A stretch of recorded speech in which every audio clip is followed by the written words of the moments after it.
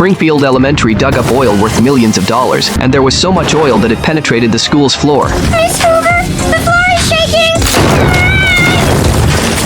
Springfield Elementary went from the poorest school to the richest school. Principal Skinner was willing to use this money to fulfill everyone's wishes. William wanted to collect rainwater in a crystal bucket. Approved. The cafeteria lady wanted 69 helpers. Approved. Lisa wanted to hire a teacher for the jazz interest class. The teacher was the famous jazz musician Tito Puente. Approved. Billionaire Burns, upon hearing that the school struck oil, immediately devised an evil plan. He wanted all the wealth for himself. The school had dug the oil well. Student Representative Lisa pulled the oil pump switch. Everyone was eagerly awaiting the realization of their dreams. The workers discovered that someone was already extracting from the oil well. The oil in the school's well had greatly diminished. It turned out that the oil had already been extracted by Burns Oil Field Company. Burns wanted to suck up all the oil. His actions brought disaster to the town.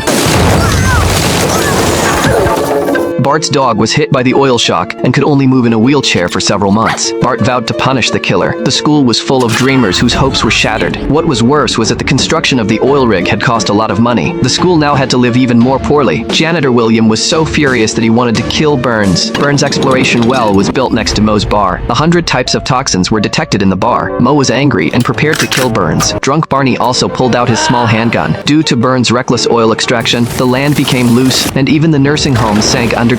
Burns now earned even more money, but he had offended the entire town of Springfield. Secretary Smith thought Burns had gone too far, but Burns felt he hadn't made enough money yet. His biggest enemy was still in the sky, providing energy to the town. The sun. Burns' next plan was to block the sun, so that everyone would use his nuclear power plants for lighting. Even Smith, who had a secret crush on Burns, could no longer tolerate it. No, Marty, I won't. Not until you step back from the brink of insanity. So, Burns fired Smith. The town of Springfield could not bear his plan to block the sun. The mayor urgently called the town meeting. Angry residents were rubbing their guns, ready to kill Burns at any moment. Skinner lost his school. William lost his job. Moe lost his bar. Bart's dog was moving in a wheelchair. At this moment, Burns appeared. You twisted old monster!